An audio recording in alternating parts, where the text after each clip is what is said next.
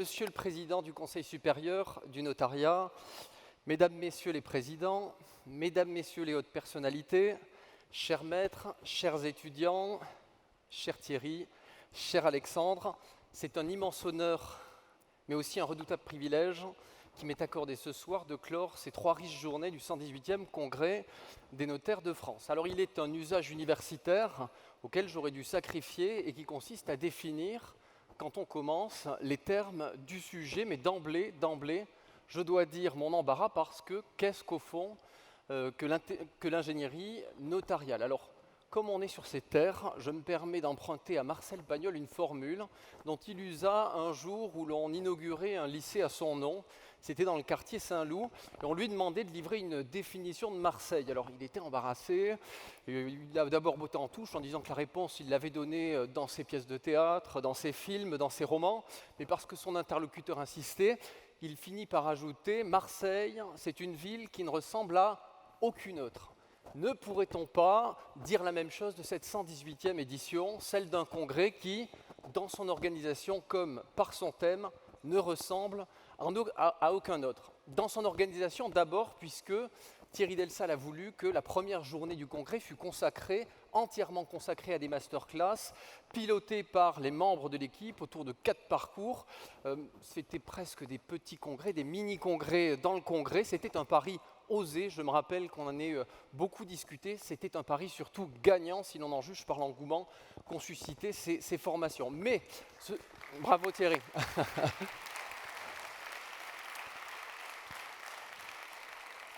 Mais ce 118e congrès est aussi original, aussi et surtout par son thème, un thème qui n'est pas consacré, comme c'est souvent le cas, à une institution particulière, que nous aurions disséqué au fil des commissions. Non, ce congrès a choisi pour thème un sujet d'abord transversal qui a obligé l'équipe à se mobiliser sur tous les fronts, le droit immobilier, le droit de l'entreprise, le droit de la famille, mais aussi et surtout un sujet que je qualifierais d'introspectif, un examen de conscience, a dit Alexandre Turel, l'occasion de questionner nos méthodes de travail, a renchéri Olivier Vallard, une manière autrement dit de réfléchir tous ensemble, de réfléchir collectivement aux moyens de maintenir au notariat l'expertise, l'inventivité, le savoir-faire dont il a toujours su faire preuve en effet, car Thierry, tu as commencé par là, le congrès choisit un thème inédit cette année, mais le phénomène qui est décrit, lui, est intemporel, il n'est pas neuf. Je pourrais paraphraser Giraudoux en disant que le notariat, c'est depuis toujours la plus formidable école de l'imagination. Et pour vous le prouver, au congrès de Versailles, il y a 40 ans, le prince des privatistes de l'époque, qui s'appelait Catala, le regretté Pierre Catala, qui n'était pas spécialement outrancier comme collègue, qui était plutôt mesuré, voilà ce qu'il disait en s'adressant au notariat. Il disait, je le cite, « Raisonnant en civiliste, je dirais sans complaisance qu'aucune autre profession de praticien me paraît avoir autant contribué que la vôtre depuis 1804 à l'innovation juridique. » De quelle innovation juridique parlait-il? Une innovation d'abord, on en a parlé, au service de l'évolution de la loi. On ne compte plus le nombre de réformes qui vous sont dues. On a parlé de l'acte de notoriété, du contrat de VEFA, on a parlé de la donation-partage transgénérationnelle, de la division des immeubles en volume, et je pourrais continuer toute la soirée en listant tout ce qu'on vous doit dans la législation moderne. Mais l'innovation juridique de notariat, elle est aussi dans la mise en œuvre de la loi, et pas seulement dans la création de la loi. Il est rare, quand un texte nouveau sort de la fabrique législative, il est rare qu'il vous soit livré avec la notice d'installation, avec la notice d'utilisation. Pour que ce texte pénètre le tissu social, pour que vivent nos réformes, il faut que l'ingénierie notariale passe. Là encore, je pourrais vous assommer d'exemples. Je n'en prends qu'un qui me paraît le plus évident de tous, c'est le droit des successions. Ouvrez le Code civil au chapitre des successions. Qu'est-ce qu'on y trouve? On y trouve des vocations, on y trouve quelques grandes règles, le rapport, la réduction, on y trouve la manière dont il faut évaluer les biens, mais pour tout le reste, pour la technique liquidative, c'est vous qui avez tout mis sur pied. De A à Z, la méthode liquidative, c'est le notariat qui l'a inventée. Alors, l'ingénierie a toujours existé dans vos rangs, pourquoi donc en faire un thème de congrès? Thierry Delsal l'a dit de manière très solennelle, parce que l'heure est grave. Pourquoi l'heure est-elle grave? D'abord, dit-il, car l'activité des offices s'est parfois dangereusement focalisée sur l'immobilier et, je touche du bois, nous ne sommes pas à l'abri d'un retournement de conjoncture, d'où la nécessité, insistait-il, de développer les compétences dans d'autres secteurs. L'heure est grave encore, dit-il, car un glissement s'est peut-être opéré insidieusement d'une fabrication à l'ancienne, d'une fabrication artisanale des actes à leur production industrielle. Il ne faut pas, disait Thierry, que les actes qui sortent de l'usine notariale soient des pièces de série, alors que chaque client est unique, alors que chaque dossier a son histoire, alors que chaque affaire appelle une réponse différenciée. Alors, bien sûr, Thierry, mais encore faut-il en avoir le temps. Et ce fut le défi de l'équipe du 118e Congrès des notaires, ce fut le défi lancé à toute la profession notariale pendant ces 3 jours, malgré la charge croissante de tâches que l'on fait peser sur vous, malgré la pénurie de collaborateurs que l'on sait être le problème du moment. Vous avez la mission, le devoir de rester créatif, de rester imaginatif, de conserver l'expertise qui fait, depuis des siècles, votre identité. Alors bien sûr, il y a un mot, une sémantique, as-tu dit Thierry, l'ingénierie qui, utilisée dans d'autres contextes, peut inquiéter, peut nourrir des fantasmes, alimenter des reproches, qu'Alexandre Turel, d'emblée, s'est plus à désamorcer. 3 reproches. D'abord, celui de l'élitisme. L'idée qu'on ne penserait dans ce congrès qu'à une clientèle fortunée, qu'aux Français qui ont du patrimoine. Je vous rassure, c'est le reproche qu'on avait fait à Napoléon à propos de son code. Un code bourgeois, lui avait-on dit. Un code bourgeois, mais oui, car il est question tout le temps de propriété, la manière dont on l'acquiert, la manière dont elle se transmet. Ce code-là, disait Proudhon, ne s'intéresse qu'à la classe des possédants, non à celle des prolétaires. Bon, la critique n'est pas bien sérieuse. De la même manière que le code de 1804, c'est la constitution civile de la France, de la même manière, c'est d'une ingénierie pour tous les Français qu'il fut question pendant ces 3 jours. Et j'ose dire qu'il ne pouvait pas en être autrement, parce que votre ingénierie, elle est adossée à un service public qui ouvre ses portes à tous nos concitoyens, aux plus puissants comme aux plus modestes. Et j'ajoute même que c'est la beauté de votre tarif. Quand vous faites de l'ingénierie pour les grands, au fond, ces grands-là financent l'ingénierie et le temps que vous passez à faire de l'ingénierie, pour les plus petits, c'est l'ADN de votre profession, c'est l'honneur de votre profession. Je crois qu'il est inutile d'y insister. Il y a un deuxième reproche, plus sérieux, c'est celui de l'instrumentalisation. Quand on parle d'ingénierie, on pense parfois à des montages financiers douteux, à des gadgets, à des trucs où pourraient se complaire de dangereux apprentis sorciers. Pire, on redoute que les buts qui soient le poursuivi soient des fins purement égoïstes, et en particulier cette terrible obsession de vouloir alléger le fardeau fiscal de ceux qui s'estimeraient écrasés de taxes et d'impôts. C'est tout le contraire qui fut défendu pendant ce congrès de Marseille. On a plaidé pour une ingénierie vertueuse, responsable, une ingénierie qui invite à être audacieux mais sans être téméraire, une ingénierie qui, bien sûr, ne nous le cachons pas, tient compte de la donnée fiscale, mais qui n'en fait pas sa seule boussole, autrement dit une ingénierie qui prend sa source dans le Code civil tout en s'appuyant sur le CGI, bien sûr, au service de valeurs nobles, la paix des familles, la protection des vulnérables, la sécurité des transactions, mais aussi certaines actions d'intérêt général. Regardez la proposition qu'a défendue Frédéric Aumont ce matin en nous parlant du fonds de pérennité. Il y avait enfin un 3e reproche, celui de l'incantation. Parler d'ingénierie notariale, ça aurait été agiter une formule vague, dépourvue de conséquences pratiques, brandir un slogan creux qui ne dévoile rien de concret. Ce serait faire du droit hors sol.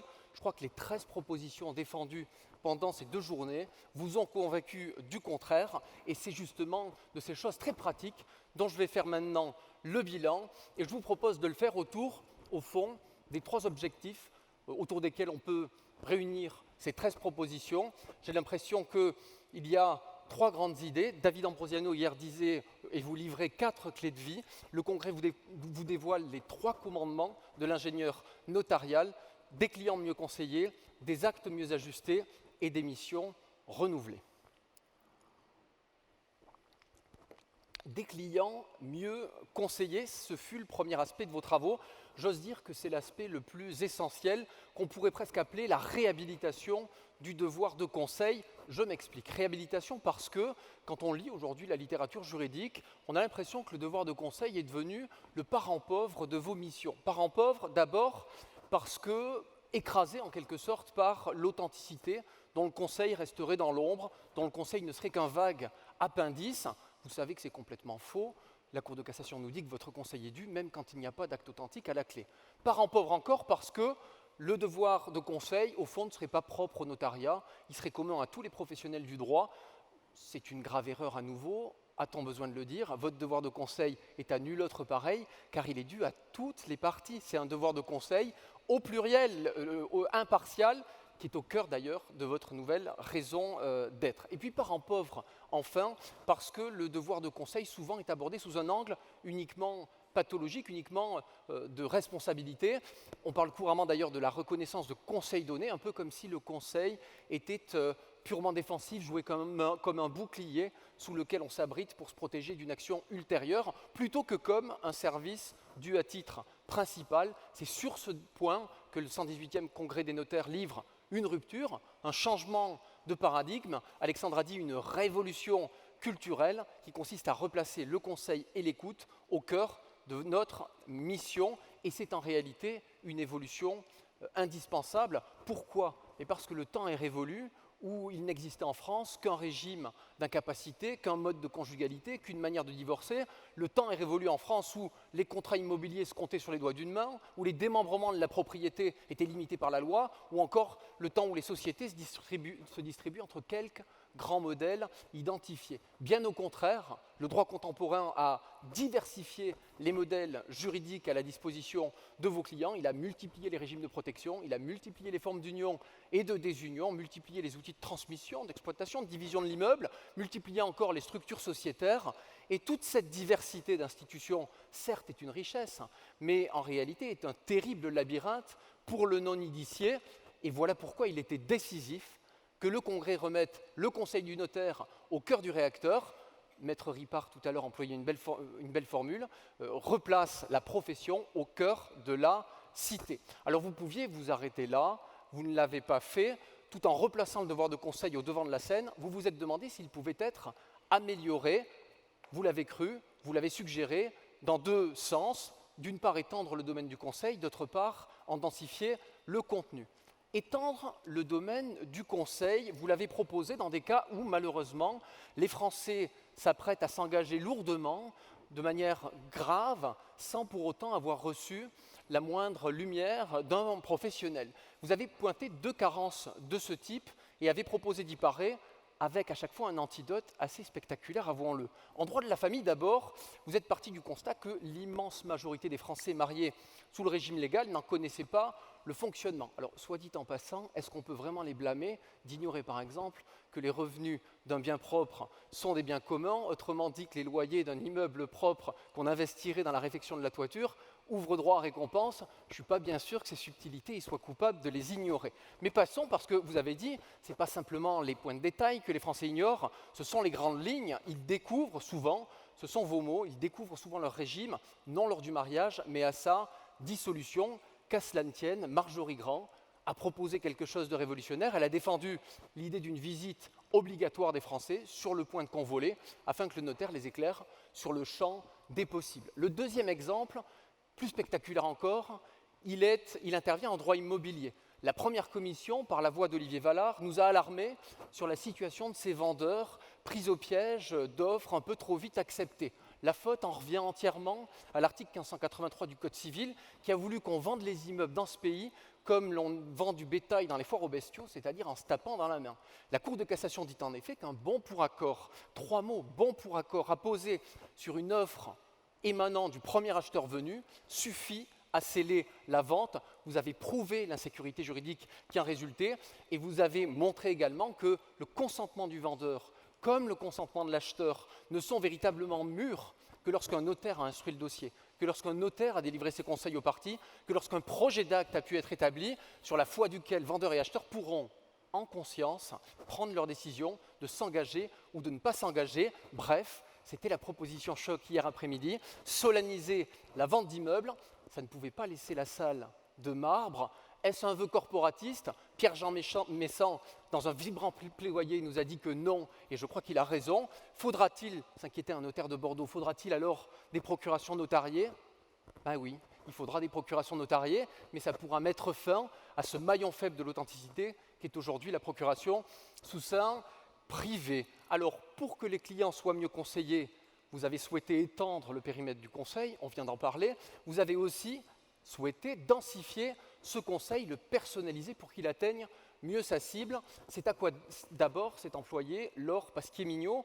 Pour la vente immobilière, je la cite, elle a plaidé pour une contribution plus fine des besoins, une compréhension plus fine des besoins des clients. C'est une chose, elle ne s'en est pas cachée, qui est très difficile car on a l'impression aujourd'hui, quand on est notaire, c'est ce qui m'est rapporté, qu'on passe plus de temps à collecter des pièces qu'à s'enquérir des besoins du client. C'est pourquoi la première commission nous a proposé de nouveaux outils, des questionnaires, des fiches avant-contrat, des lettres de mission, pour renouer le dialogue entre le client et le notaire. Marion Girard-Cabois a mené le même exercice, mais cette fois pour le contrat de mariage, c'était il y a quelques minutes, et elle a plus spécialement concentré sa réflexion sur la question de la contribution aux charges du mariage par les époux séparés de biens qui souffrent, ici encore, d'une sous-information en cette matière. Pourquoi ? C'est très savant, mais elle nous l'a expliqué de manière lumineuse, en raison de la combinaison de deux facteurs. D'abord une clause que certains disent de style, par laquelle les époux sont réputés contribuer au jour le jour aux charges du mariage sans recours entre eux, dont les tribunaux, a précisé Bernard Rénis, il a raison, dans les tribunaux tirent une présomption irréfragable. La combinaison donc de cette clause, dont on déduit une présomption irréfragable, et de l'autre d'une jurisprudence qui estime que les dépenses de remboursement du crédit ayant permis d'acquérir la résidence principale ou même une résidence de vacances ou secondaire, que ces dépenses-là relèvent des charges du mariage, avec cette conséquence que lorsqu'un époux a remboursé seul le crédit d'acquisition de la maison, lorsqu'il a remboursé seul le crédit d'acquisition d'une résidence de vacances où le couple pouvait se reposer, eh bien il n'en tirera au moment de la liquidation du régime aucune créance contre son conjoint, alors même qu'il aurait surcontribué. Est-ce une mauvaise solution ? Je crois que ça n'était pas votre combat de le soutenir. Cette solution, parfois, elle est très saine. Ce qui vous gêne, c'est que cette solution, elle ne soit pas, la plupart du temps, voulue. C'est que la règle du jeu ne soit pas connue. D'où votre proposition, très ingénieuse, d'ouvrir aux époux la possibilité d'indiquer que l'acquisition des immeubles, comme le logement de la famille ou la résidence secondaire, ne relèverait pas des charges du mariage, et plus généralement, que l'on ouvrirait au pouvoir des volontés privées la possibilité de dire ce qui relève et ce qui ne relève pas des charges du mariage. Et vous le constatez, chemin faisant, on glisse du conseil vers la rédaction des actes. C'est le deuxième commandement de l'ingénieur notarial. Des actes mieux ajustés, et vous notez que je reprends le champ lexical qui a eu cours pendant ces 3 jours, celui de la haute couture, du sur-mesure, du cousu main. Comment mieux coudre vos actes ? Je crois qu'on peut se poser la question sur 2 terrains, celui de l'acte instrumentaire et celui de l'acte juridique, sur le terrain de la forme et sur le terrain du fond. Je commence par la forme des actes, qui, il est vrai, se prêtait assez mal à une proposition, ce qui ne veut pas dire que l'équipe n'y a pas été sensible. Buffon disait le style, c'est l'homme. Je crois que le style des actes, c'est le notaire, et la manière dont les actes sont rédigés, évidemment, est essentielle à leur efficacité substantielle. Alexandre Turel a cité Marcel Dassault, qui disait « Chaque fois qu'un avion est beau, il vole bien ». Peut-être qu'on pourrait faire une analogie avec les actes notariés, d'où cette mise en garde que lançait notre rapporteur général à l'égard, disait-il, d'une utilisation des formules sans discernement. La mise en garde, en réalité, est ancienne. Je cite le doyen Savatier dans un article assez célèbre, publié au Defrénois il y a 50 ans. Ça s'appelait « Le bon et le mauvais usage des formulaires notariaux ». Et il mettait en garde, je cite, contre la tentation du moindre effort consistant à confondre la formule avec une recette toute prête et infaillible pour confectionner le plat que le client demande sur un menu à la carte. C'est un très vaste sujet, bien sûr. Je me contenterai ici de 3 observations. La première, c'est que je ne crois pas que la critique que faisait Alexandre Turel dans son propos à l'égard de l'utilisation sans discernement des formules aboutisse à mettre à bas les formules. Le propos n'est pas de dire qu'il faut arrêter de se servir des formulaires et que tout acte nouveau que vous recevriez devrait impliquer de partir d'une feuille blanche. Je pense que même les plus aguerris d'entre vous y perdraient la santé. La formule, elle rend des services inestimables. Personne ici ne saurait le contester. Maintenant, et c'est ma deuxième remarque, il y a peut-être des moyens d'améliorer les choses, notamment sur le volume de vos actes, qui a doublé, peut-être triplé en quelques décennies, et qui mériterait qu'on réfléchisse à un effort de sobriété. En fait, c'est un chantier qui a déjà été ouvert ici ou là j'ai en mémoire les travaux qu'avait initié Bertrand Savouret quand il présidait la Chambre des notaires de Paris. Il avait appelé ça le Forum de la simplification et nous avions alors réfléchi, pensé à des pistes pour élaguer peut-être les actes. Cette réflexion, elle s'est poursuivie pendant le 118e congrès, dans l'ouvrage d'abord, dans les masterclass et dans les commissions. On donne souvent l'exemple de clauses qu'on pourrait biffer sans conséquence. Pensez aux clauses environnementales qu'on trouve dans les ventes de lots de copropriété, d'immeubles à usage d'habitation. J'ai l'impression que vous y avez pensé aussi. Regardez la clause de renonciation à l'article 195 sur l'imprévision que l'on stipule dans les ventes à effet instantané. Hugues Périnet-Marquet en parlait lors de la première journée. Regardez l'exemple mais soufflé par Michel Grimaldi, les clauses d'excédent de lot dans les donations-partage qui, avant 1971 évidemment, avaient un sens pour éviter la récision pour lésion, mais qui, depuis cette réforme, ce sont ces mots, superfétatoires et parfois même dangereuses. Troisième réflexion sur les formules, alors celle-ci, elle est de moi, je n'engage absolument pas le 118e congrès, mais je rebondis à une réflexion très juste qu'a faite le président Ambrosiano hier. Il a dit « il est vital que la profession reprenne la souveraineté sur les techniques d'identification des clients distants » pour ces fameuses procurations à distance, et je crois que tout le monde est d'accord avec cette idée. Mais est-ce que la souveraineté de votre profession, elle ne doit pas être conquise également, non pas sur l'identification des clients, mais sur la rédaction des actes? Je lance l'idée, je sais que certains y avaient travaillé il y a quelque temps, des formulaires notariaux, mais qui procèdent du notariat lui-même, ce serait une belle idée. De l'acte instrumentaire, passons à l'acte juridique. Bon.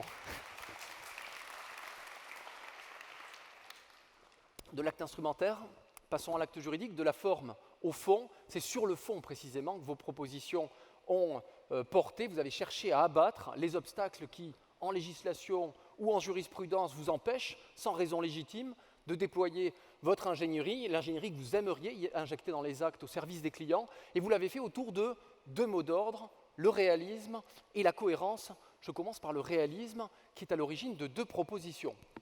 En matière de vente immobilière, d'abord, Romain Hillier et Olivier Vallard ont plaidé pour une meilleure prise en compte de la qualité des parties.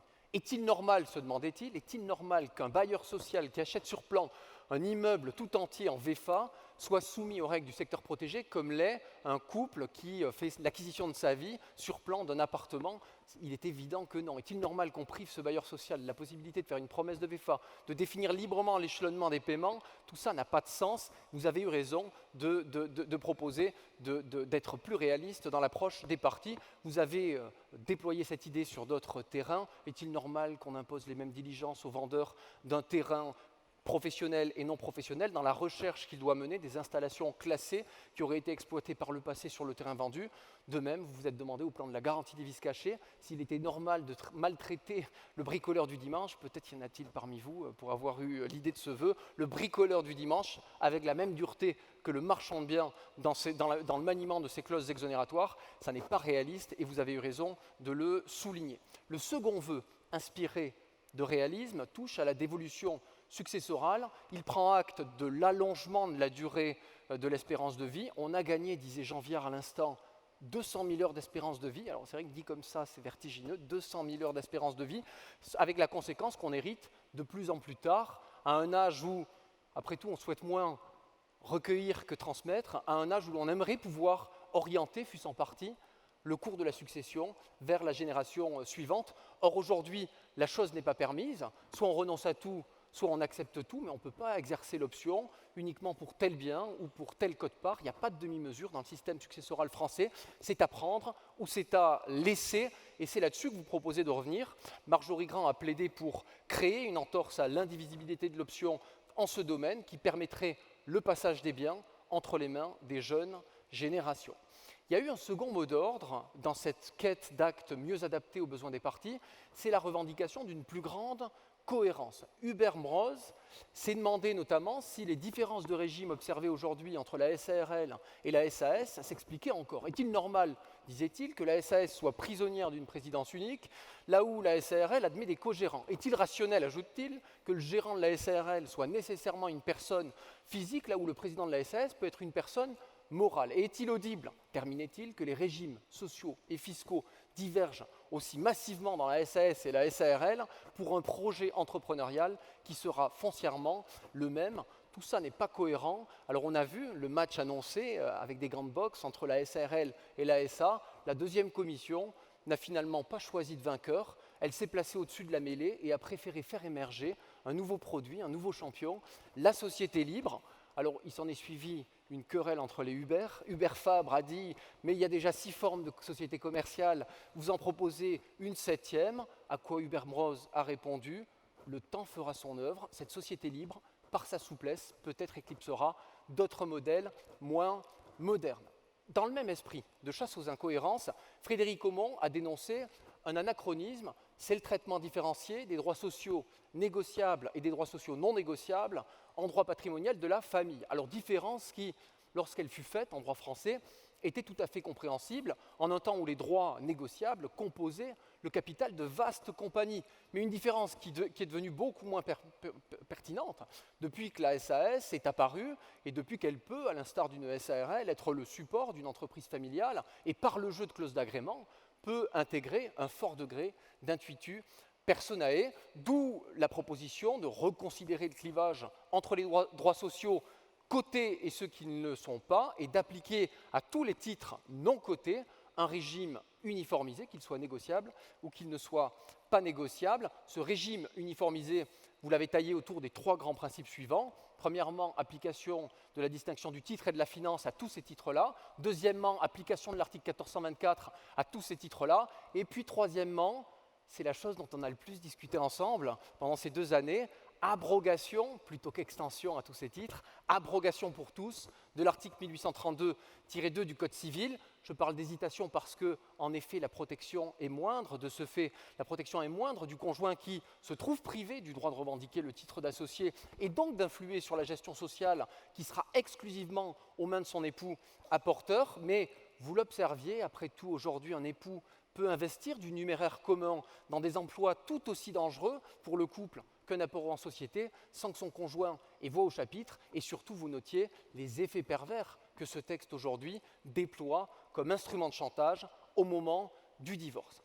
Dernière incohérence que vous avez dénoncée, c'est la prestation compensatoire. Sébastien Collet en a parlé, et là je dois dire que c'est le point sur lequel on a le plus réfléchi. Jusqu'à 15 jours avant ce congrès, je crois que les arbitrages n'étaient pas complètement faits. Je vous explique. On a regardé, vous avez regardé des modèles étrangers, des pays dans lesquels la prestation compensatoire n'est plus, et on s'est demandé si l'heure n'était pas venue pour le droit français de franchir le pas à son tour, non pas de supprimer toute indemnité au moment du divorce, mais en resserrer l'objet. C'était l'idée de départ, en resserrer l'objet autour de son seul volet alimentaire. Pour le reste, il serait revenu à une convention d'avant-mariage de fixer les conséquences d'un éventuel divorce, un peu à l'image des prenuptial agreements, dont Alice Maillard-Bourdeau nous disait d'ailleurs qu'ils sont traités dans le projet de codification du droit international privé actuellement débattu.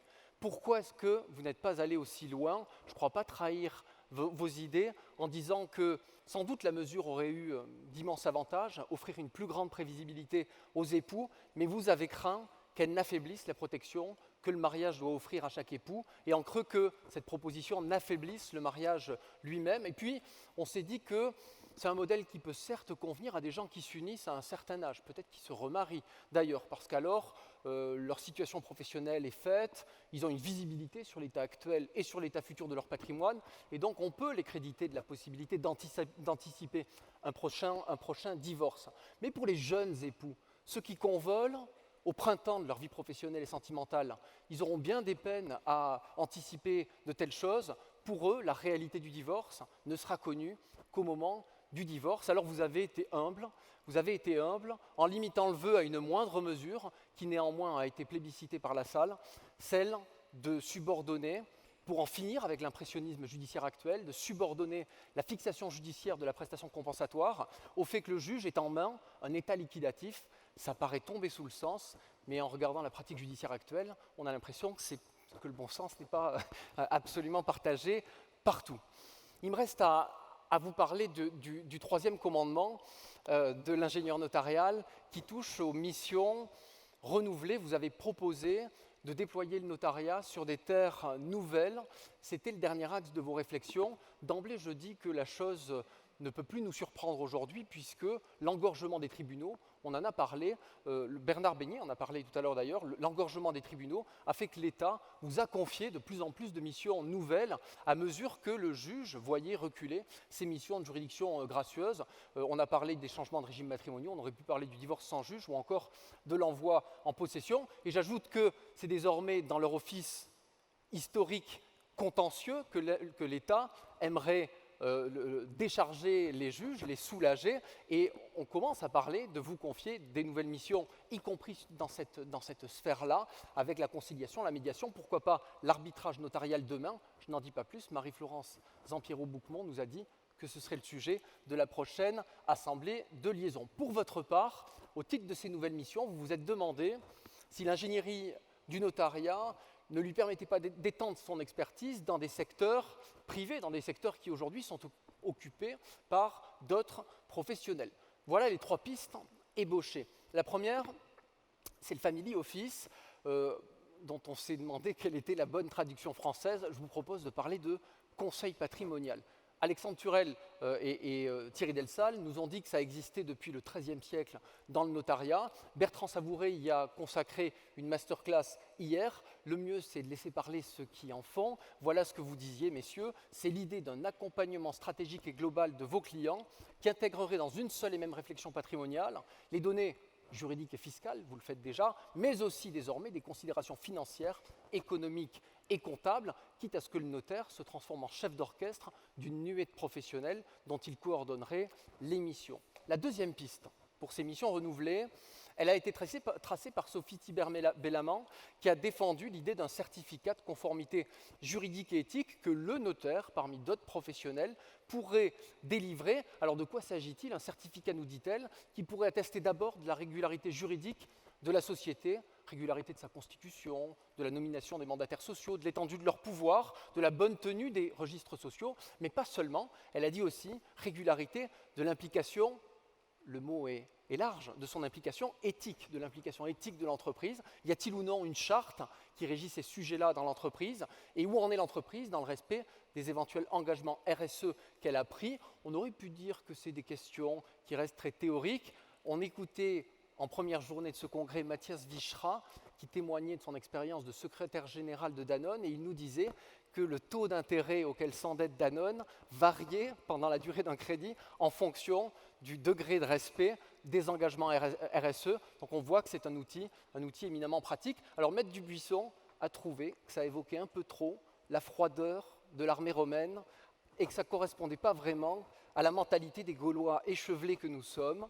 Bon, réplique de Sophie Thibert-Bellamant, il ne s'agit en aucun cas de cocher des cases, il ne s'agit en aucun cas d'appliquer froidement des procédures. Elle dit que cet audit ne sera pas automatique, il est le fruit d'une tête pensante. Et j'en viens enfin à la dernière piste, elle vous était dévoilée, elle concerne la fiducie, en même temps que l'équipe a réclamé l'introduction en droit français de la fiducie libéralité et d'une véritable fiducie environnementale.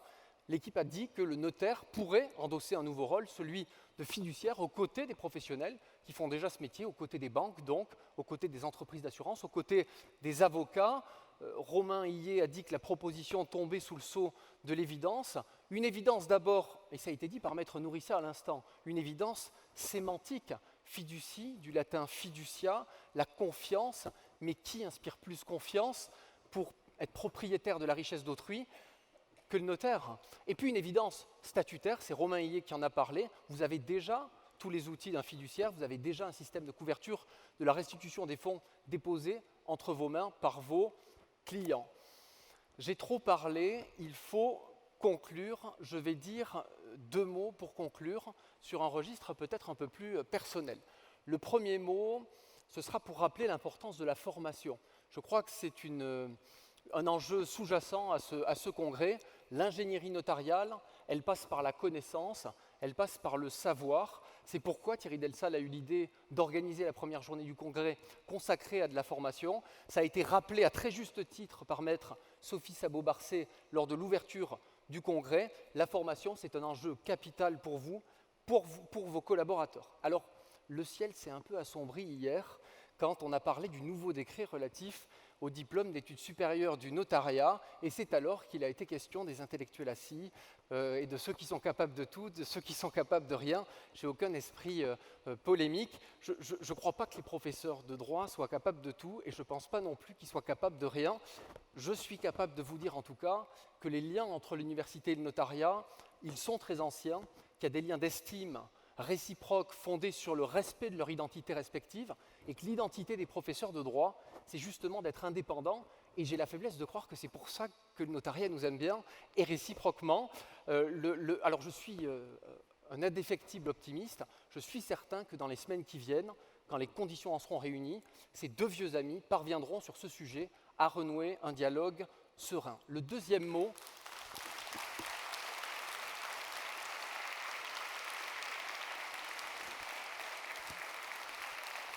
merci.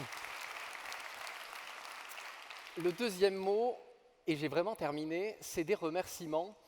Alors, je n'ai pas de talent pour les grandes effusions, ça vous le savez déjà, donc je vais essayer de dire les choses simplement. Je vais d'abord dire un grand merci à toute l'équipe de la CNF, et en particulier à Elisabeth Lamblin, qui est une travailleuse de l'ombre, mais qui a fait preuve d'une gentillesse, d'une bienveillance et d'une compétence hors du commun. J'ai été impressionné par à la fois sa compétence redoutable et sa grande humanité. Donc merci beaucoup à Elisabeth Lamblin pour tout ce qu'elle a fait pour nous rendre ce 118e congrès une véritable fête. Et puis, je dis merci à l'équipe pour cette formidable aventure intellectuelle et humaine. Je crois avoir cité à peu près tout le monde, sauf ceux précisément qui n'étaient pas sur scène. Donc je le fais maintenant. Merci à Carole Houillon, à Grégoire Mitry, à Laurent Rose et à Frédéric Strett. Frédéric, merci spécialement à toi de nous accueillir dans ta ville de Marseille. Alors, Thierry Delsal a dit que les notaires étaient des professeurs de droit. On était convenu d'une formule instituteur du droit, mais professeur de droit, ça me va bien. Les professeurs de droit, en revanche, je suis certain qu'ils ne sont pas notaires, et pourtant j'ai été témoin privilégié de vos travaux pendant 2 ans. Ça a été 2 années fantastiques, faites de discussions formidables. Michel Grimaldi parlait de jubilation, c'est exactement ce que j'ai senti dans vos rangs pendant ces 2 années. Beaucoup de rire, beaucoup de joie, donc merci à tous pour cela. Et cela, bien sûr, n'était pas possible sans les 2 héros de cette fantastique épopée. Et je termine en m'adressant à eux. Alexandre Turel, d'abord, je ne sais pas bien comment vous le restituer en peu de mots de la manière la plus fidèle. J'hésite entre 2 images, une force de la nature d'un côté et un amoureux de la technique juridique de l'autre. Alexandre, tu t'es demandé de quoi l'ingénierie notariale était le nom. Je ne sais pas, mais si l'ingénierie notariale avait un nom, je crois vraiment que je lui donnerais le tien. Pendant la rédaction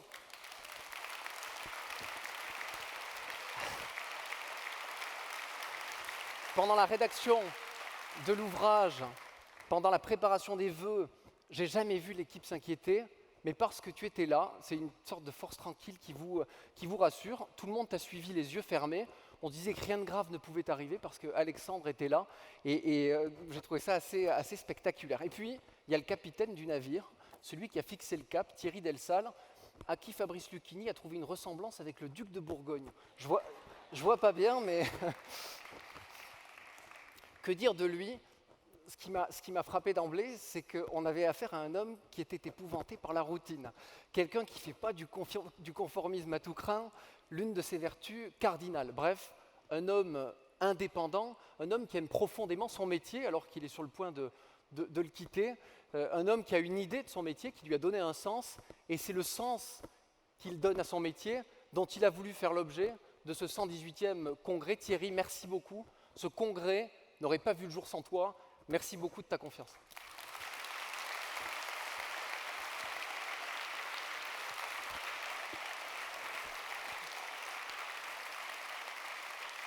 Alors, je termine en vous disant quand même une vérité, ou plutôt en vous ôtant peut-être d'un mensonge que vous auriez pu m'imputer. Ce serait un mensonge de prétendre qu'il n'y a pas une toute petite parcelle de ma personne qui est soulagée aujourd'hui, malgré tout que l'aventure s'arrête, parce que cette dernière année, ces derniers mois et surtout ces dernières semaines ont été très exigeantes. On a beaucoup travaillé, et donc l'idée de souffler un peu ne me déplaît pas beaucoup. Mais je mentirais aussi si je prétendais qu'il n'y a pas une autre partie de moi très ému ce soir de réaliser que on ne se retrouvera pas le mois prochain dans les locaux de la CNF, dans les locaux de l'UNOFI, à la Chambre de Paris, qu'il en est fini de nos joyeuses réunions de travail, mais je suis sûr que, et quelque chose me dit qu'on reparlera bientôt de ce magnifique congrès. Alors de là où je viens, en Gascogne, quand on se dit adieu, on a un mot, c'est Adichatz. Ici, je me suis renseigné auprès de Frédéric ce matin, elle me dit qu'on dit Adesias, et je crois bien, oui, que c'est ce que dit le pauvre Hugolin à son papé ou le pauvre papé à sa petite Manon. Donc je dis Adesias Marseille, Adesias le 118e congrès, vive l'ingénierie notariale et vive le notariat.